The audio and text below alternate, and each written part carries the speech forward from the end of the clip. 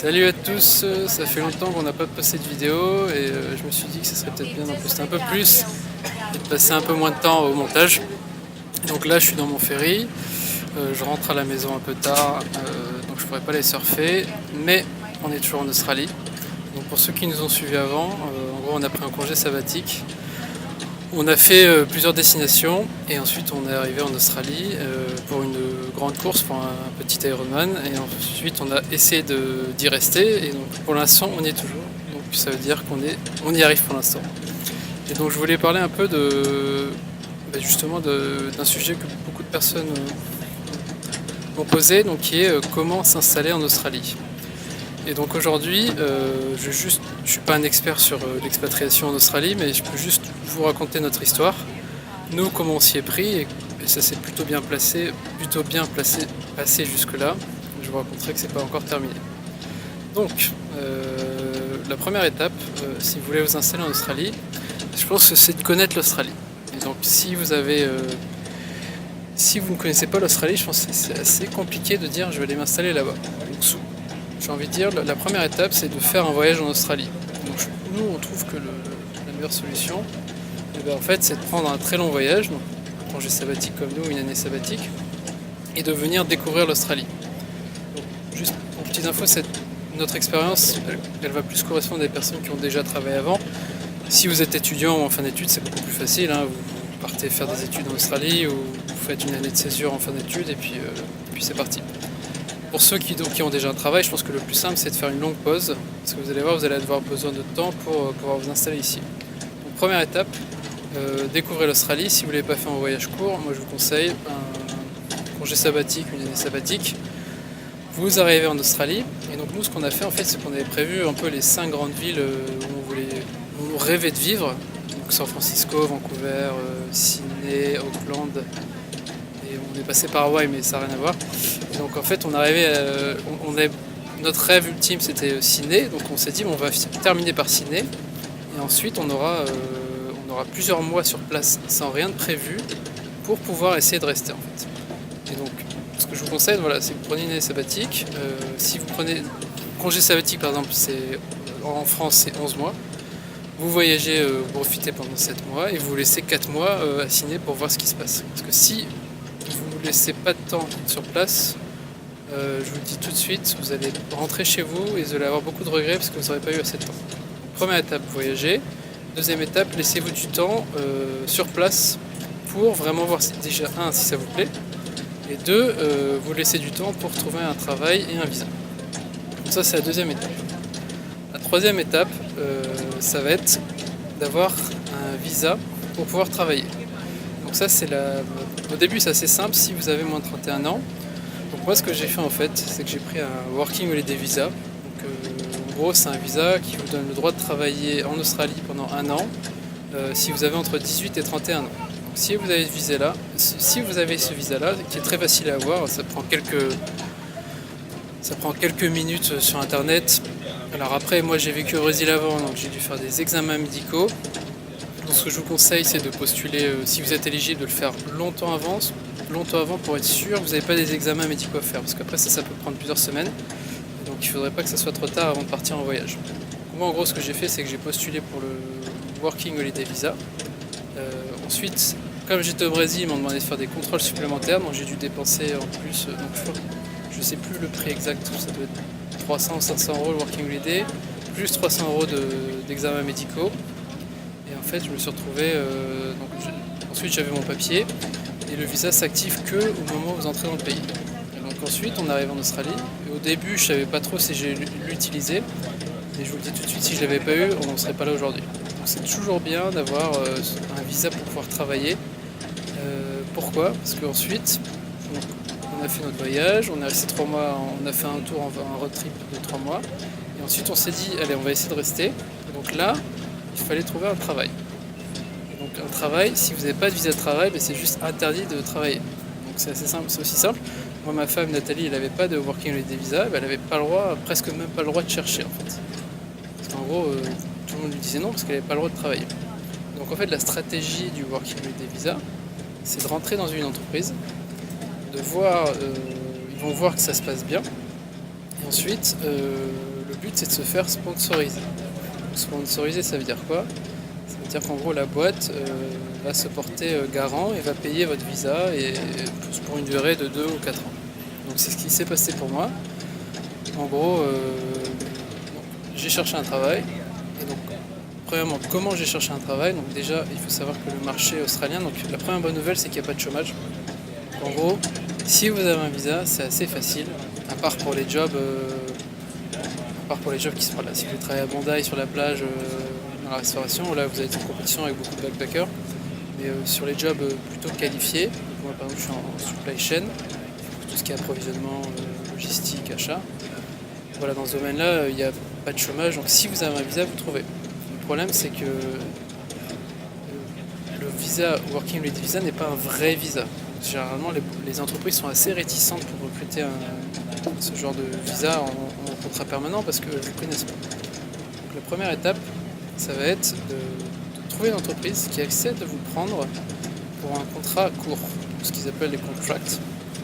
Donc, comment vous allez trouver cette entreprise?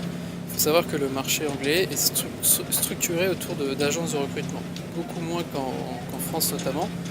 En gros, en France, vous allez postuler souvent en direct. Là, en gros, j'ai envie de dire 80, j'ai pas les stats, 80% des jobs qualifiés vont passer par des agences de recrutement. Donc, ce que vous devez faire en premier, c'est pas de contacter les entreprises, c'est de préparer votre CV en version australienne et ensuite de contacter un maximum d'agences de recrutement. Sachant que c'est toujours plus facile de contacter les agences si vous passez par quelqu'un qui a déjà travaillé ou qui a déjà été recruté par ces agences-là. En gros, je me suis fait les amis sur place, ils m'ont dit écoute, je suis passé par eux. En gros, j'ai eu 3-4 contacts. J'ai eu un premier entretien par téléphone, puis un entretien sur place, et j'ai présenté mon CV. Et comme j'avais 6-8 ans d'expérience, même si je n'ai pas le visa permanent, mais en gros, ça c'est quand même. Les entreprises n'étaient pas trop réticentes. Par contre, il faut vraiment. Le but, c'est pas de trouver le job de rêve, le but, c'est de commencer à travailler. Donc, moi, clairement, j'ai dit j'accepte en gros à peu près n'importe quoi qui est plus ou moins rattaché à mon domaine. Donc, ce qui s'est passé, c'est que j'ai eu quelques entretiens et au bout de 2 semaines, il y a quelqu'un qui m'a appelé qui m'a dit écoute, il paraît que tu es bon sur Excel. Oui, je suis bon sur Excel. Et donc voilà, on est en train de racheter une grosse boîte, on a besoin de toi, quand est-ce que tu es dispo? Et donc moi j'ai dit je suis dispo tout de suite. Donc je suis venu 2 heures après, 2 heures après j'étais devant un PC et je faisais des macros Excel, j'automatisais des tâches sur Excel. Et donc j'étais payé très bien pour ça. J'étais payé, je pense que j'étais payé, ça va choquer certains backpackers, j'étais payé 40 ou 45 $ de l'heure pour faire ça. Mais voilà, en même temps j'avais de l'expérience. Et voilà, donc j'ai fait ça au début j'avais un contrat de 3 jours, et en fait comme ça s'est bien passé, ils m'ont prolongé plusieurs fois.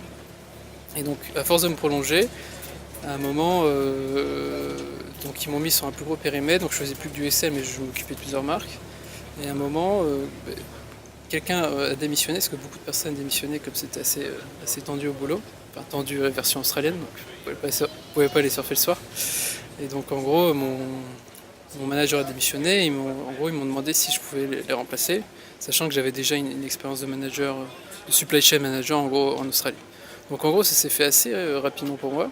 C'est que je suis rentré par la petite porte Mister Excel, et ensuite ça s'est bien passé. Donc je vous avoue que j'étais vraiment à fond pendant que je bossais au début pour montrer que j'étais capable d'être produire et d'être efficace. Et donc au bout de 2 ou 3 mois, 2 mois, j'ai eu une opportunité. Et donc je suis passé manager. Et donc là j'ai demandé à être sponsorisé. Et là ils ont dit ok. Donc ça paraît super facile. Le plus dur, encore une fois, c'est d'entrer dans la boîte, sachant que si j'avais pas eu cette démission, je pense que j'aurais pu trouver autre chose dans l'entreprise. Donc si j'ai vraiment quelque chose à vous recommander, déjà prenez votre visa Working Holiday si vous êtes éligible. 2, arrivez sur place, préparez bien votre CV et votre profil. 3, allez voir les agences de recrutement qui vont vous placer. Ne soyez pas trop exigeants au début, sachant que, encore une fois, quelque chose qui est très important en Australie, le côté un peu généraliste, je sais tout faire, ça marche pas trop ici. Donc il faut vraiment mettre en avant vraiment des compétences que vous avez. Alors si vous êtes plutôt ingénieur, vraiment les compétences techniques Moi par exemple j'avais fait une école de commerce, une école d'ingénieur. J'ai quasiment pas parlé de mon côté école de commerce parce que en gros ça les intéresse pas trop. Donc j'ai très focalisé sur mon expertise. C'est ce que recherche le marché en Australie, ce sont des experts. Sachant que manager c'est très difficile d'être manager au début dans les métiers qualifiés. Donc voilà, donc je suis rentré, et ensuite j'ai été sponsorisé. Donc là en gros j'ai un visa de 2 ans. Et comme j'ai été sponsorisé, si vous êtes accompagné, donc marié ou en couple depuis un certain nombre d'années, vous pouvez mettre sur votre visa votre compagne. Donc moi en gros j'ai mis Nathalie sur mon visa.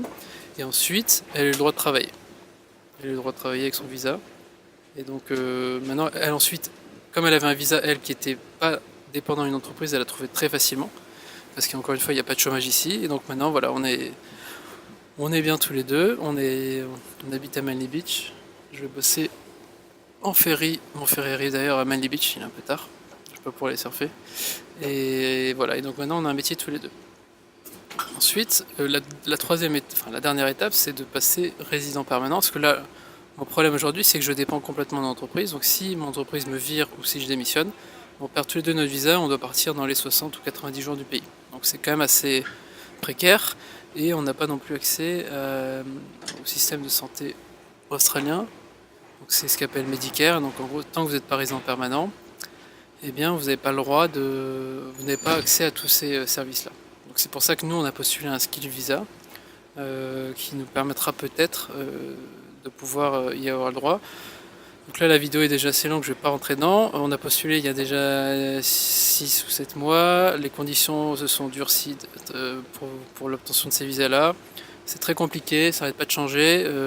Voilà, donc ça c'est. J'en reparlerai dans une autre vidéo, mais pour l'instant on l'a pas, donc on reste sur notre visa sponsor. Ensuite, si vous avez plus de 31 ans, donc si vous n'êtes pas éligible au Working Holiday Visa, j'ai envie de dire c'est un peu plus compliqué.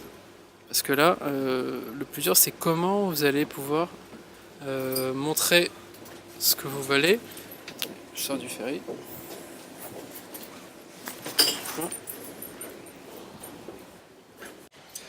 Donc je reviens, si vous avez plus de 31 ans, là c'est vraiment plus compliqué. Donc déjà, si vous avez moins de 31 ans, mais n'attendez surtout pas, si c'est votre rêve, faites-le absolument. Partez tout de suite. Donc c'est 31 ans révolu. Donc je pense que si vous avez encore 31 ans, ça passe. Vérifiez sur internet. Mais clairement, si vous avez moins de 31 ans, mais faites-le absolument tout de suite, parce qu'après vous allez le regretter. Donc si vous avez plus de 31 ans, c'est pas foutu, mais j'ai envie de dire c'est 3-4 fois plus compliqué. Je vois plusieurs solutions. Donc la première c'est de faire comme on a fait, vous venez en voyage et vous essayez de trouver sur place. Le problème c'est que là, si vous n'avez pas de visa pour pouvoir travailler, je sais même pas si vous avez le droit de postuler, de chercher du travail sur place. Donc vous pouvez le faire, c'est toujours bien de voir les personnes en direct. Si vous avez du réseau sur place, si vous avez des amis, ça peut peut-être le faire. Mais le problème, c'est que vous allez devoir tout de suite trouver un sponsor sur place. Et donc les entreprises, comme elles ne peuvent pas vous mettre à l'essai parce que vous n'avez pas le droit de travailler, je pense que, à part si vous êtes dans un domaine de compétences extrêmement technique ou recherché, je pense que c'est quasiment impossible. Ensuite, la deuxième solution, donc on a des amis qui ont fait comme ça.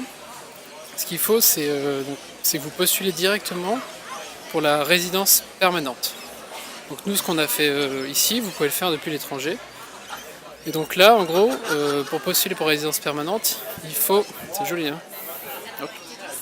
Il faut en gros répondre à certains critères. Donc le premier, c'est d'être dans la liste des jobs recherchés par l'Australie. J'essaierai de mettre un lien en dessous. Ça change assez souvent, mais en gros, c'est un peu tous les métiers, donc on va dire ingénieurs, informatiques, des métiers très pointus, médicaux, quand vous avez les équivalences.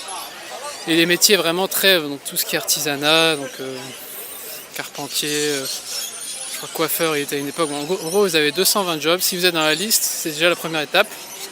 Et ensuite, ça suffit pas. Il faut avoir un certain nombre d'années d'expérience. Il ne faut pas être trop vieux. Il faut que ces années d'expérience soient validées.